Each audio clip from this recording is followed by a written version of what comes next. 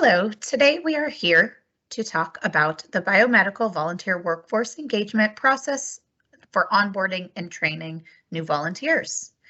We will go over the volunteer intake process, the role and responsibilities of the onboarding and training team, both staff and volunteers, and we will review the use of the opportunity queue.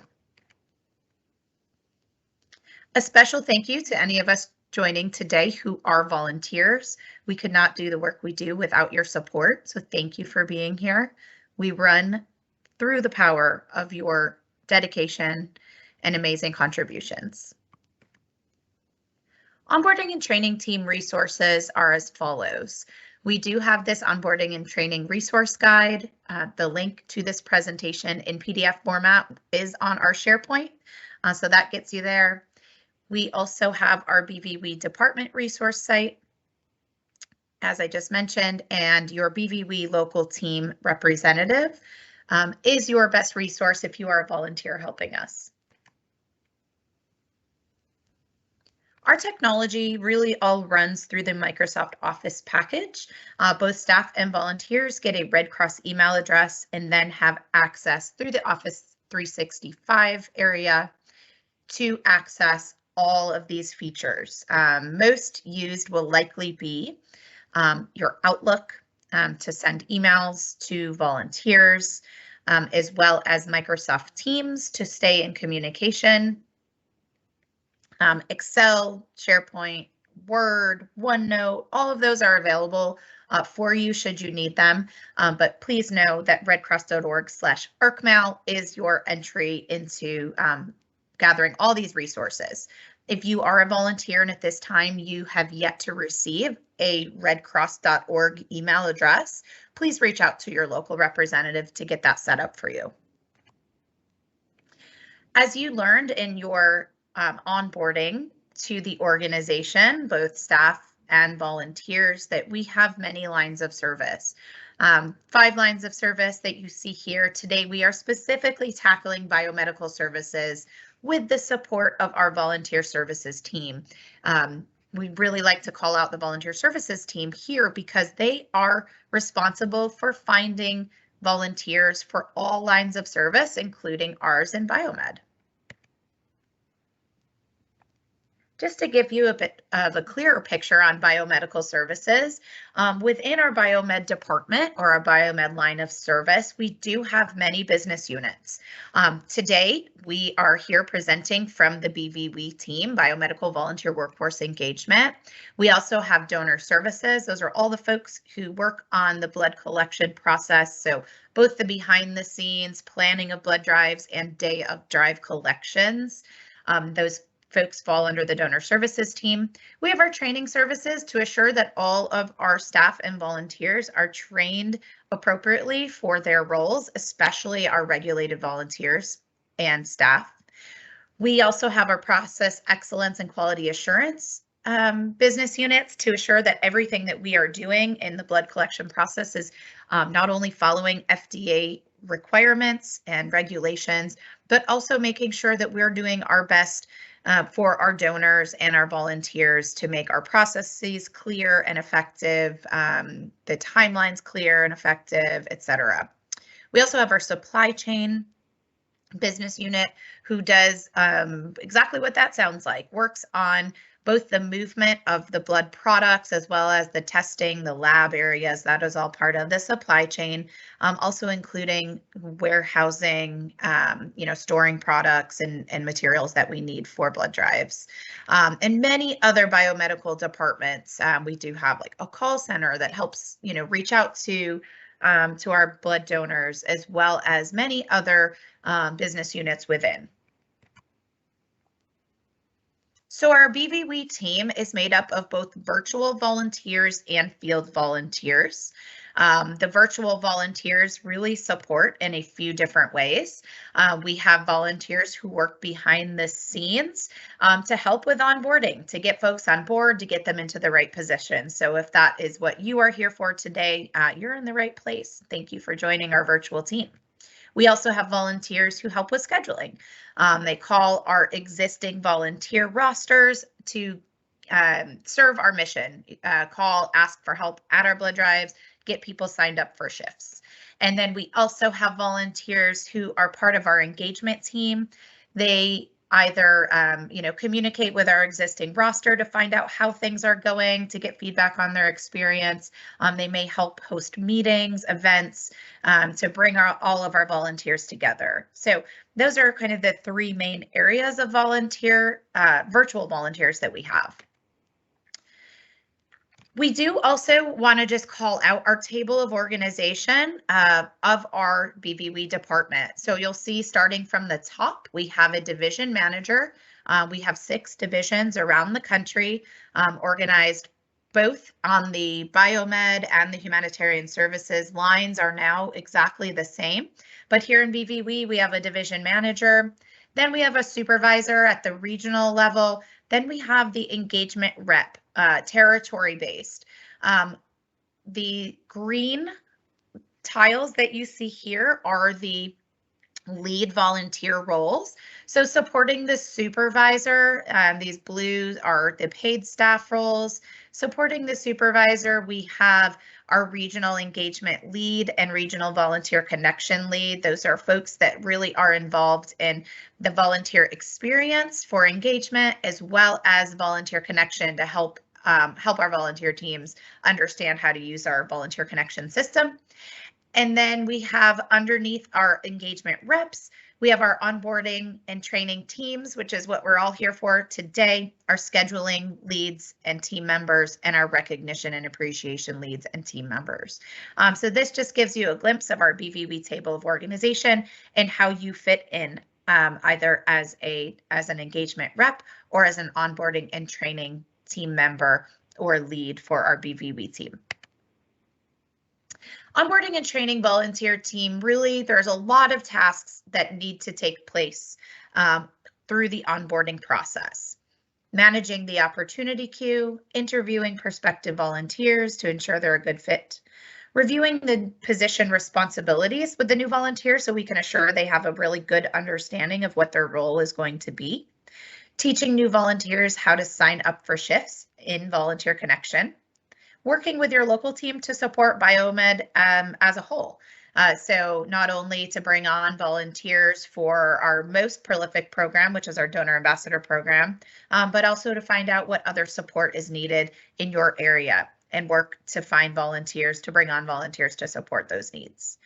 Ensuring new volunteers are onboarded and trained quickly. We want to be sure we respond to the volunteers' hand up in willingness to help. So we want to get them started as quickly as we possibly can and ensure new volunteers understand the next steps for volunteering. For example, signing up for a future shift if they are going to be a donor ambassador, or taking their training in EDGE for transportation specialists.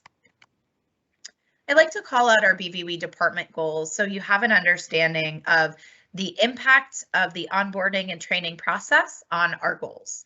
So the first is fill rate. We do have a goal of 95% or more of our blood drives staffed by volunteers that are requesting volunteers. You play a huge part in this because we get new donor ambassadors sign up for their shifts before we approve them as a donor ambassador. So really big part in assuring that we have volunteers out there delivering our mission. New volunteer engagement. Our goal is 80% of new volunteers have hours within the organization within the first 90 days. You are a huge part of this during the onboarding process because we get new volunteers trained, engaged, and active. We make sure they understand how to log their hours, and we work to get them on board quickly and out to work.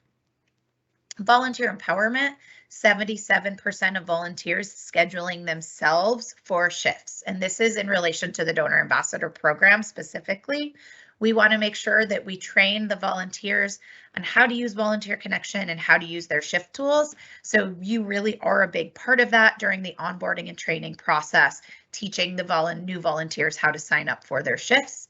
And volunteer satisfaction. We want 79% of our volunteers to rate their experience as a 5.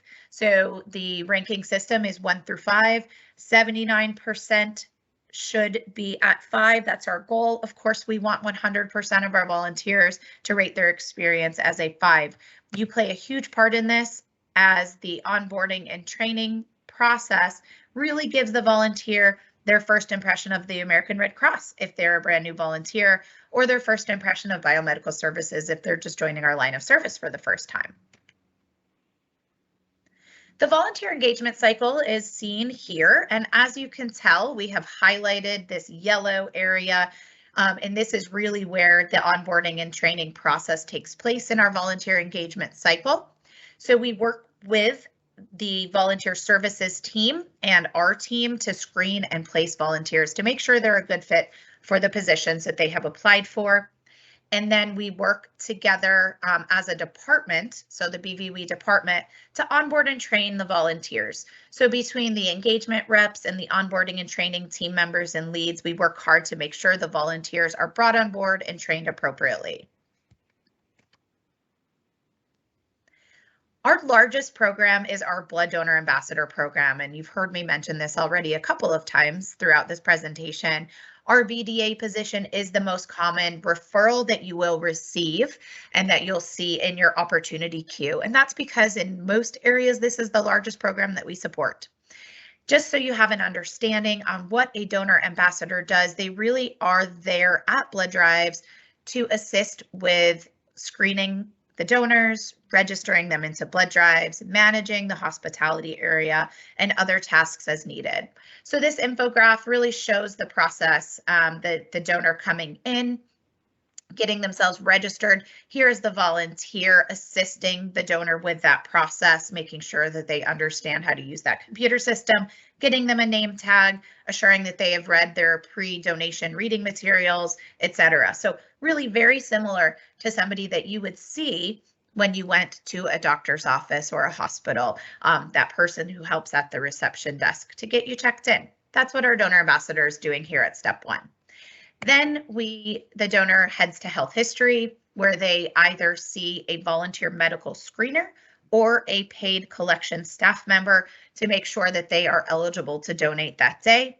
Then they go to the donation area, they donate their pint of blood, and then they head to the hospitality area where a volunteer, maybe the same volunteer, maybe a different volunteer, depending on the size of that blood drive, greets that blood donor, thanks them for their donation that day, and really makes sure that they're taking the time to observe and speak to the donor in order to assure that they are feeling well after their donation. We offer the donors a snack and a drink to help them recover, as well as to allow them to spend some time with us so we can assure that they are doing well post-donation. Here's another image of a post-donation area. That hospitality area, we see here the blood donor is having a seat and a drink, and the volunteers here carrying on some conversation. So hopefully that gives you a pretty good understanding of what a blood donor ambassador does. Really customer service oriented, there to make sure that the donor has a great experience.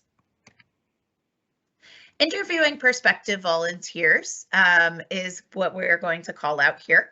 Before your interview with a prospective volunteer, you want to make sure you review the referral and read any attached documents from volunteer services.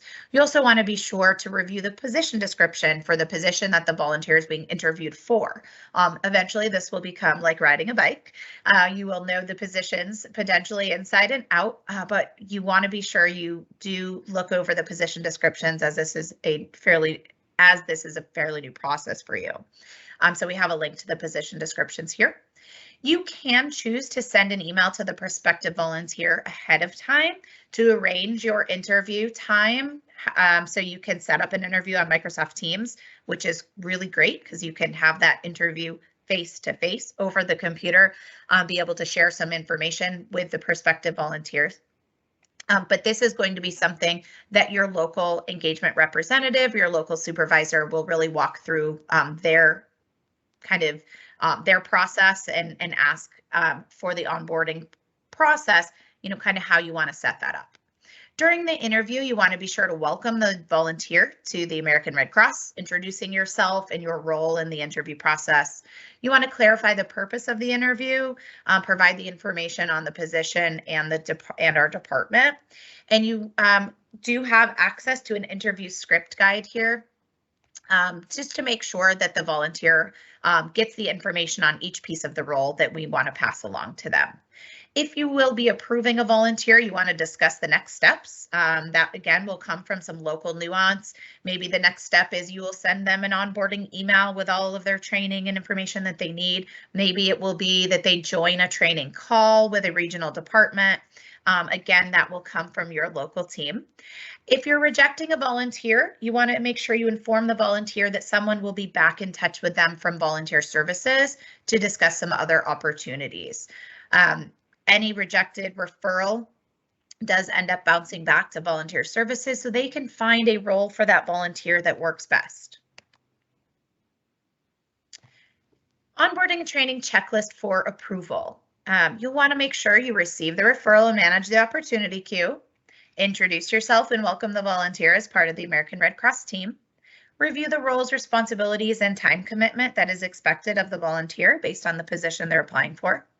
Talk about the position requirements. Really a good call out here is that blood donor ambassadors must be signed up for a blood drive shift before they can be approved. We want to make sure that there's something that fits in their schedule, fits into their, fits into their personal life, fits in with their free time and are available blood drives. Review or send training information, show the volunteer how to register for blood drive shifts and add hours. Thank the volunteer for their interest and for making a difference at the Red Cross and in their community, and follow up and put the volunteer in contact with their local supervisor, the BVWE representative, maybe the onboarding and training lead in your area. That will come from a little bit more local directive from your supervisor in your area. So here we're going to take a look at what it looks like when and if we do need to reject a volunteer.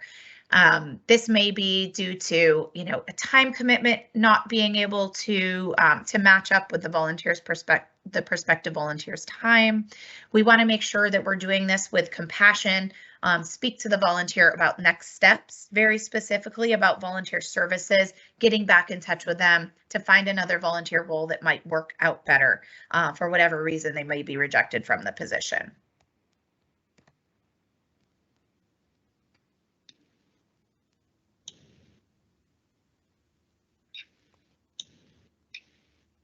Hi, Leslie. How are you? Great, Dina. Thanks for asking. And how are you doing? I'm doing good. Thank you. It's a good day for me today. Thank you for finding the time to meet with me today. As an onboarding and training lead, I help volunteers like you to get a good grasp on this volunteer position, go over the responsibilities, and talk about the next steps in becoming a blood donor ambassador. Before we begin, do you have a preferred nickname or pronouns you would like me to use? Nope, Leslie's fine. Good. What interested you in a blood donor ambassador position? Oh, well, I really want to help my community, and I have a friend who receives transfusions, and without those transfusions, well,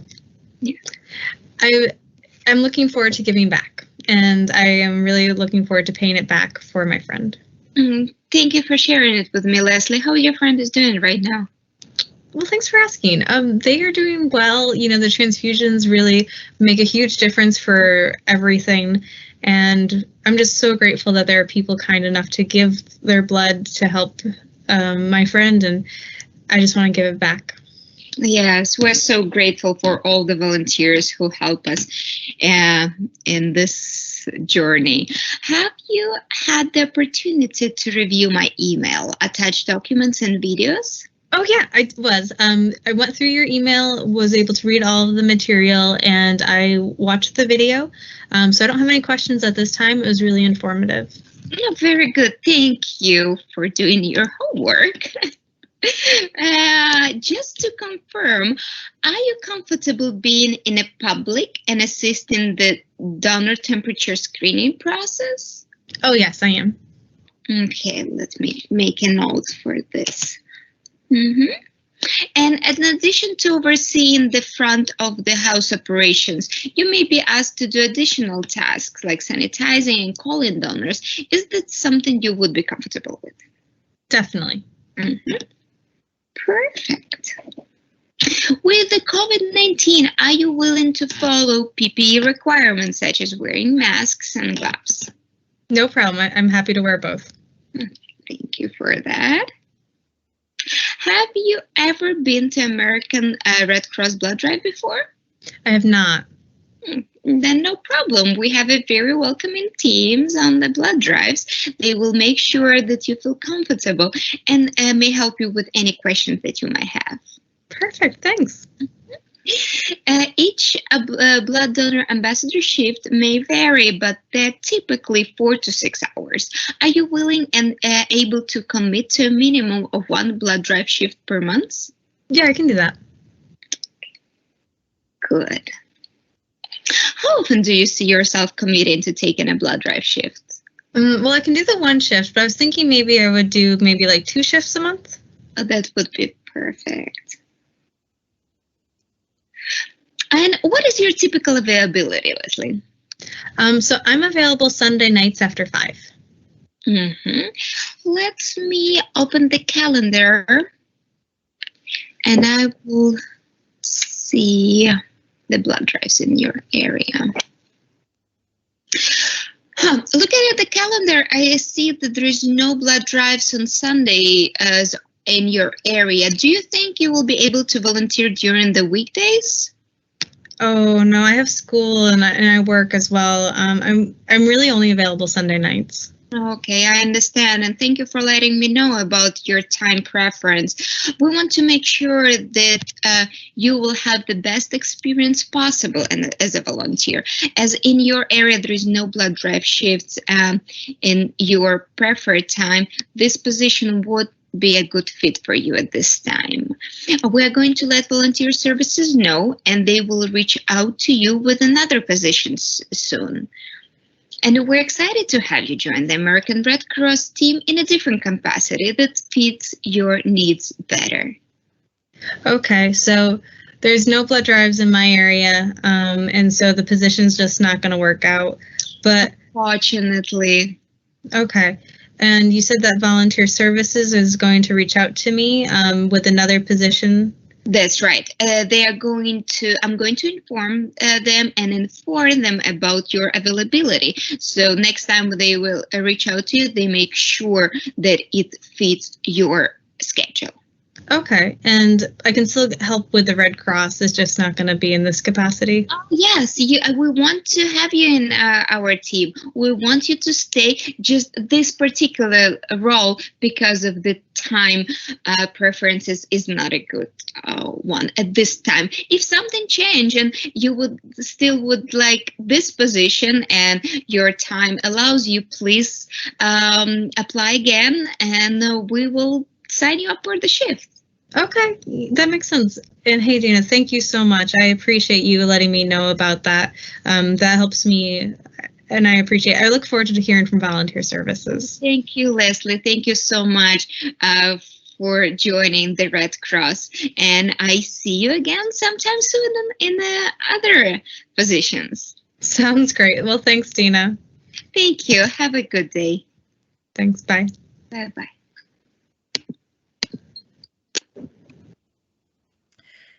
So you do see here that Dina takes some time to be very compassionate with the prospective volunteer, Leslie, when it didn't fit into her schedule. So really took the time to explain what's going to happen next, assure she had a really good understanding of what will be happening with volunteer services and how they'll try and find a position that fits with her schedule.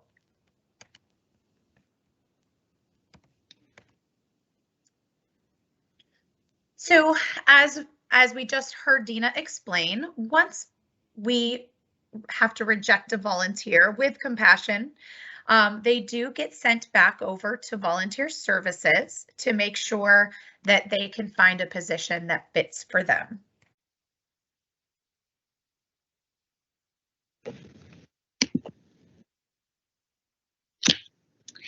Hi, Leslie Morgan. How are you?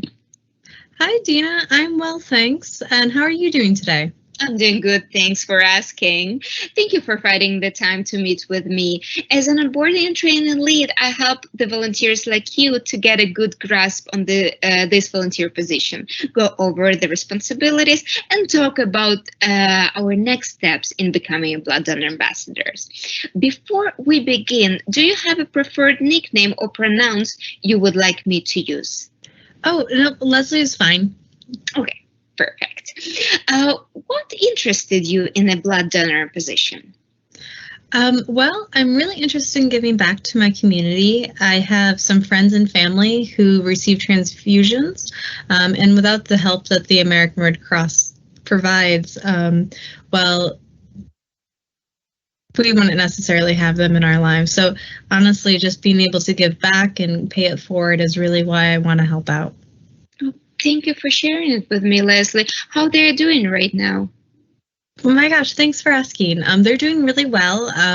They go in and get transfusions every 2 weeks, and because of that, you know, we are looking at a really good time, good recovery. Oh, good. Oh, good. That's good to hear. Have you had the opportunity to review my email, attached documents and videos? Yes, thank you. The information you sent over was really helpful.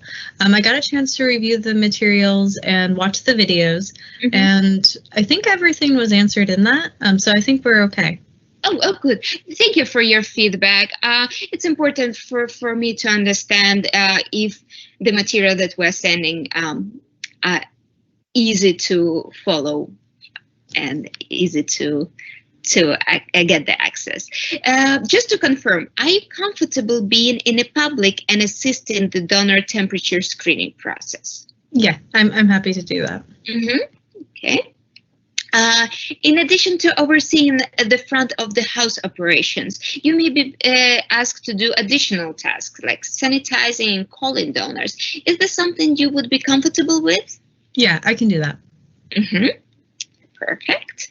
With the COVID-19, are you willing to follow PPE requirements such as wearing masks and gloves?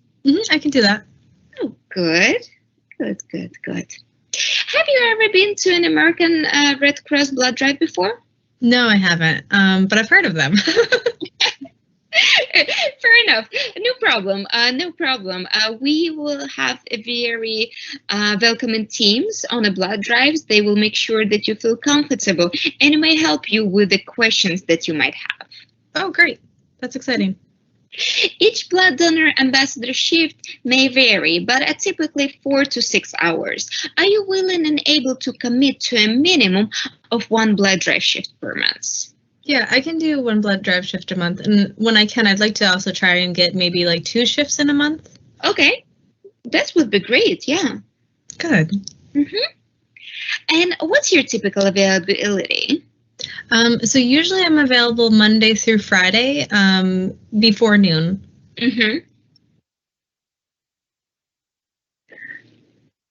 Hopefully we will find the blood drives at the specific times in your area. Let's hope for it. Do you have a reliable transportation? Yep, I have a car, and if I need to, I can get around town by bus. Oh, that's good. That's good. As a blood donor ambassador, you will be expected to support a variety of donors with a variety of backgrounds, technical abilities, and attitudes. Do you foresee any issues with remaining neutral on politics and religion while you represent the American Red Cross? I don't foresee any issues. I understand why you would ask that question, but I'm happy to help the community as a whole. Oh, thank you, Leslie. Thank you for your understanding. Do you foresee any issues with helping donors while at the drive? Nope, not at all. We do not have the volunteer uniform, but we have a dress code. This position requires our volunteers to wear closed-toed shoes and present themselves in a manner that represent the American Red Cross professionalism. Is this something you are comfortable with? Yeah, and sneakers count as closed-toe shoes? Yes. Great. Do you have any questions about the dress code? Nope, I think that answers my questions. Okay, good.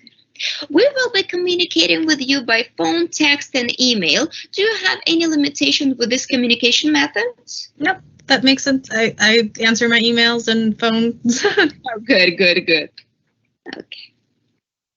Okay. And do you have any questions based on what you have heard so far? No, I think everything's been really clear cut. Yeah, good. Let's look at signing you up for your first shift. May I share my screen with you? Yep. I'm going to show you how to add the counties to your profile and print an ID badge. Okay. As a volunteer with the American Red Cross, we rely heavily on the volunteer workforce to do a life-saving work. If for whatever reasons you are unable to meet a commitment, please inform your local supervisor. If you do not notify the supervisor and there is a no-show, disciplinary action up to termination is possible. Do you know who your local contact is? I think so. They were in your email that you had sent over, right? Yes, that's right.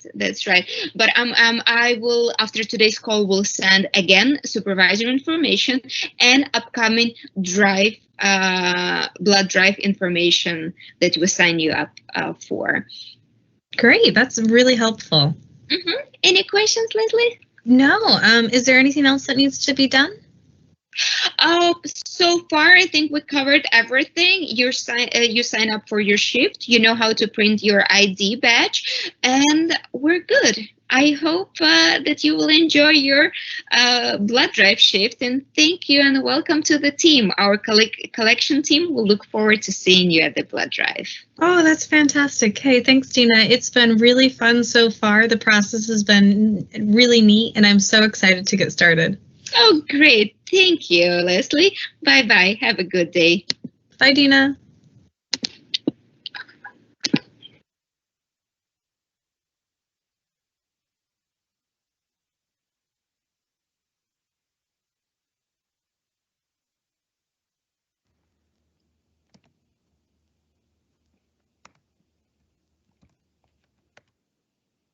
Okay, so what we saw there was really the discussion of the next steps, a little bit more than we did in the first rejection video. So really talking about what happens next, what the dress code is like. All of these little pieces of information will come from your local team as a directive on what they really want you to pass on to the prospective volunteers, depending on their role. But that was a really good example of being very thorough for a donor ambassador onboarding. So now we're going to take some time to look at how to manage the opportunity queue. So you'll see here the homepage of the Volunteer Connection system. And if and when you receive your first volunteer referral, this opportunity queue section will pop right up on your homepage.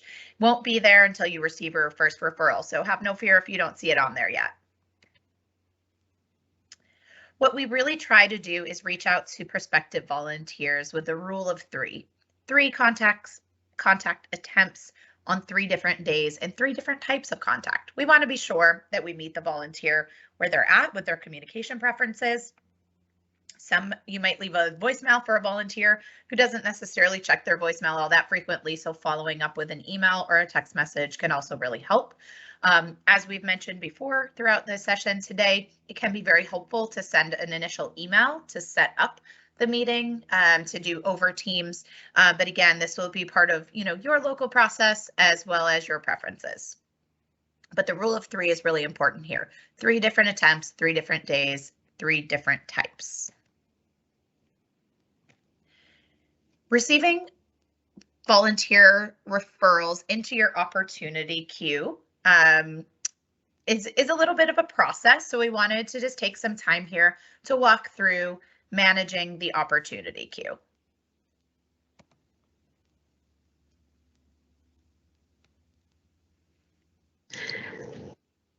The opportunity queue button will be on the first page. Click it and you'll be taken to our opportunity queue, which shows our referrals. Here we can see that on our left, we have a blue box that will take us to the individual referral. If we slide on over, we'll see a link to the member's profile. This prospective volunteer may be a volunteer coming from outside the organization or a volunteer within the Red Cross who may be in other service lines. So it's always fun to see what this volunteer's history is with the organization. So if you click here, you'll be taken to the volunteer's profile, and from there you'll be able to see things like where the volunteer is from, and you can also see through the quick links here different aspects of their profile. So if we were to scroll down even, we can see a little bit more about the volunteer, potentially life experiences and skills.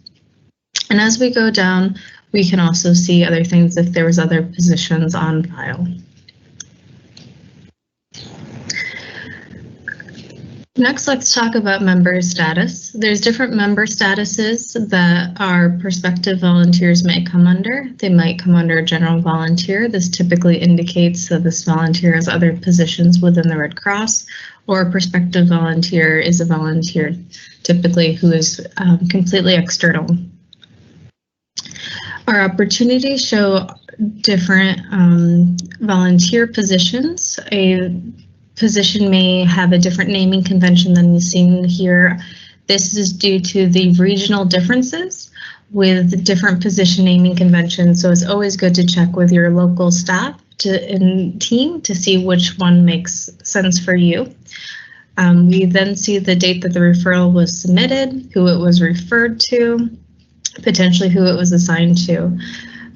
With the referred to and assigned to, these are the two individuals or one individual that has the referral in their opportunity queue.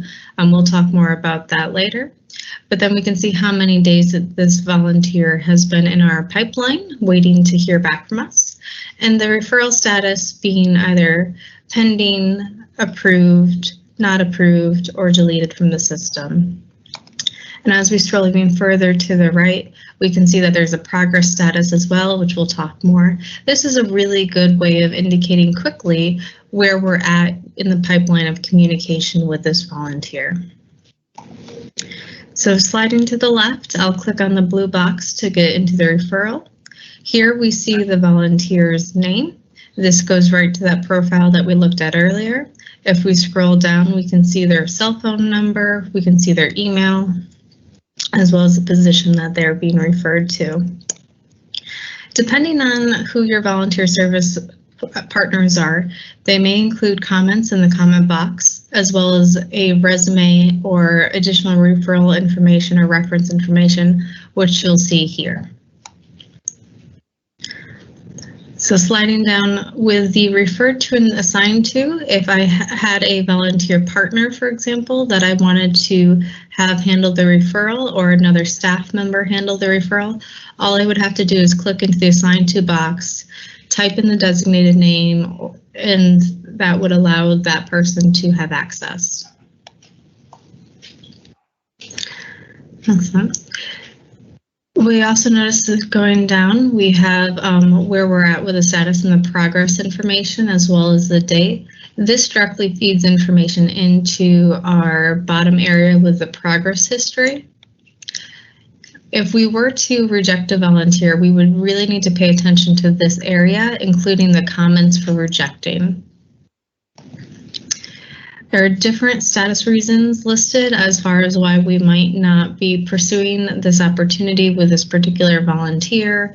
The most common incidents would be potentially it's not a good fit for the volunteer due to time requirements to the position, or alternatively, we are just not able to get a hold of a volunteer.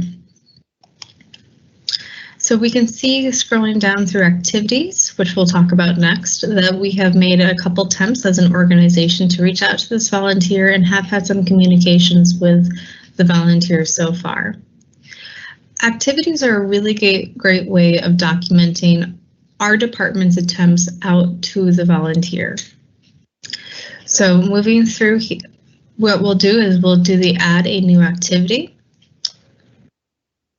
And I'm going to call the volunteer, and to document that, I would go call outbound. In the description, I would do BVWE engagement. I would leave the due date, the status, etc. alone, and I just might make a comment. So in this case, I called the volunteer and I left a voicemail.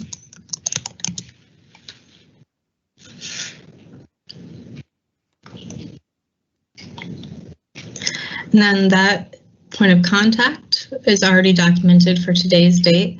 And then that call and outbound goes to the volunteer. I'm going to make a couple more attempts with this volunteer just because I really want to ensure a solid fit. And so hopefully they and I will be able to connect soon. If I do get a chance to have an interview with the volunteer and things are successful, I will approve the volunteer by hitting this button. If for whatever reason I make a couple more attempts throughout this week and maybe even early next, I would document those and then I would look to reject a volunteer. And to do so, I would need to go up here for the status reason for rejecting, select the appropriate one. So for example, volunteer unresponsive to contact attempts and any comments for the rejection. And then I would hit the reject button. Anytime you do make changes within the form, it's always suggested to hit the save button just to ensure that whatever you do is saved and updated into the program. And that is how you work through a referral.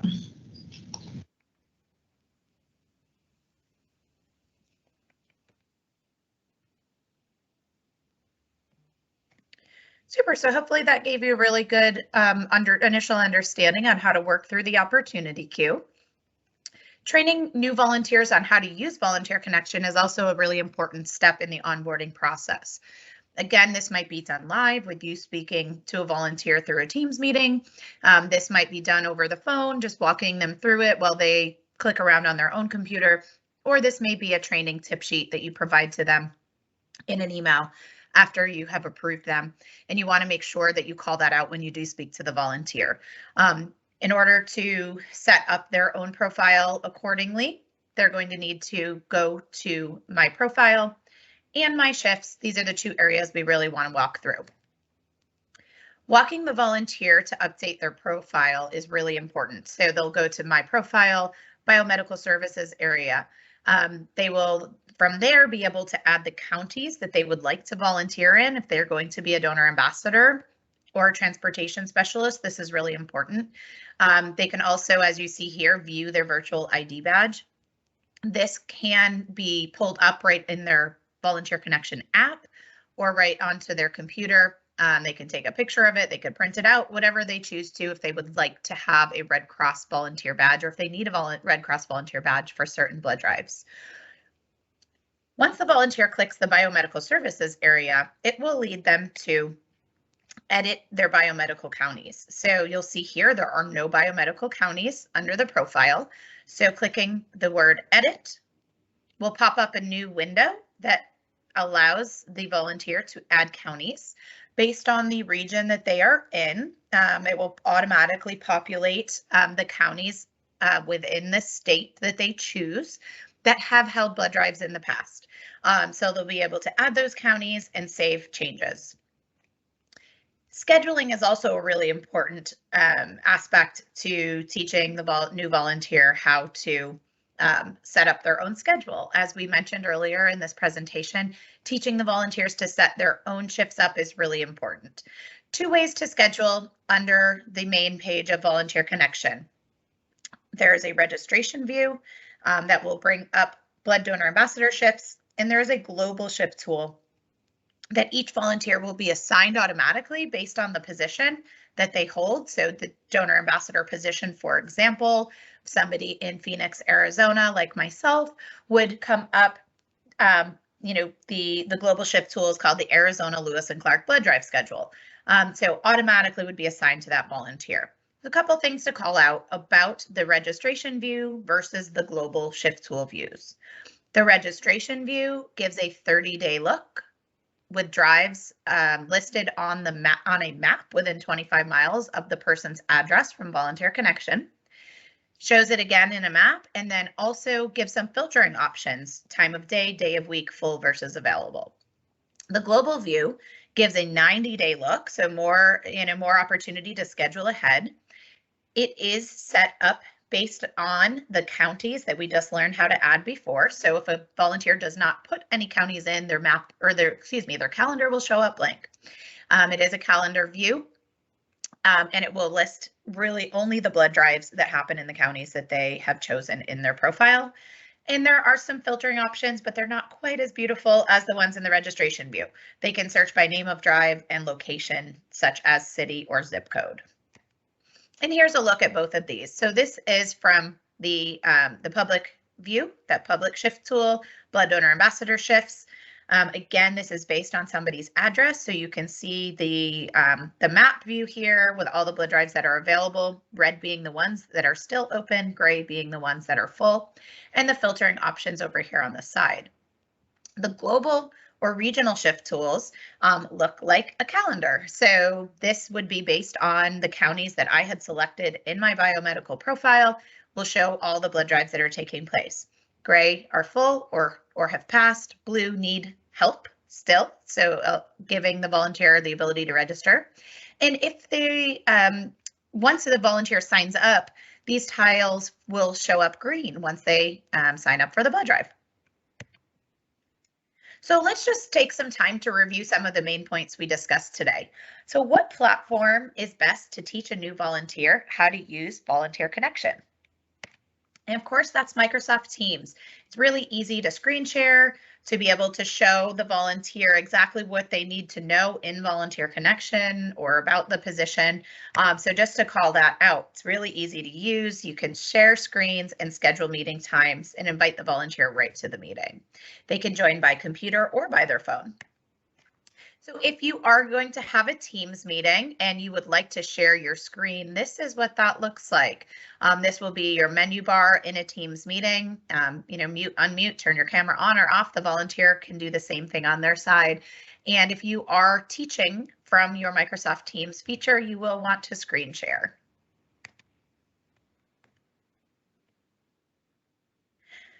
Let's continue to review some things that we learned today. What is your main responsibility as part of the onboarding and training team? A, management of the opportunity queue. B, screening and interviewing. C, sending onboarding materials. D, training new blood donor ambassadors to sign up for shifts. Or E, all of the above. And of course, the answer is E, all of the above. What happens when you reject a prospective volunteer from a position? Do they end up back with volunteer services? Do they go to donor recruitment to be engaged as blood donors? Are they never allowed to volunteer again for the American Red Cross? Or D, does nothing happen and they stay in your queue until you approve them? Of course, the answer here is A. The prospective volunteer makes their way back to volunteer services to find a position that suits them better for whatever reason they were rejected. What is the minimum amount of attempts the American Red Cross requires before we can reject a volunteer for no contact? And that answer is 3. That rule of 3, 3 different days, 3 different types of contact, and 3 different attempts. How often does the opportunity queue need to get checked? Every day, 3 times a week, or every now and then? Ideally, we are working together to make sure this opportunity queue gets checked every day. Sometimes we may lapse over weekends if we don't have volunteer support on weekends helping out, but typically we really try to tackle it every day so we can do our best to get volunteers onboarded quickly. What are some of the best practices we might use when interviewing a volunteer? And here are some tips. Really be present. Interviews may take up to 15 to 20 minutes, even 30 minutes or more, depending on the amount of conversation that needs to take place. Review the volunteer's information in Volunteer Connection before you give them a call. Learn about the volunteer, ask them some questions, why were they interested in the role, etc. Review the upcoming schedule for blood drives in the volunteers area to assure that they do fit into our blood drive times with their personal lifetimes. If there are no blood drives available in the volunteers area, please check with your local BVWE team to see if there are any other needs for your BVWE structure. Maybe there's some help needed behind the scenes that this volunteer could fit into. Allow the volunteer to have your full attention. Be compassionate, especially if we need to reject a volunteer, which we saw a great example of that earlier. And ensure you answer the prospective volunteer's questions to the best of your ability. Always feel free to tag someone else in if you're not sure of the answer. Reach out to your local supervisor. How do we compassionately notify the prospective volunteer that they are not a good fit for the role? We want to be sure we use our heart, head, heart method. So we have a really great example here.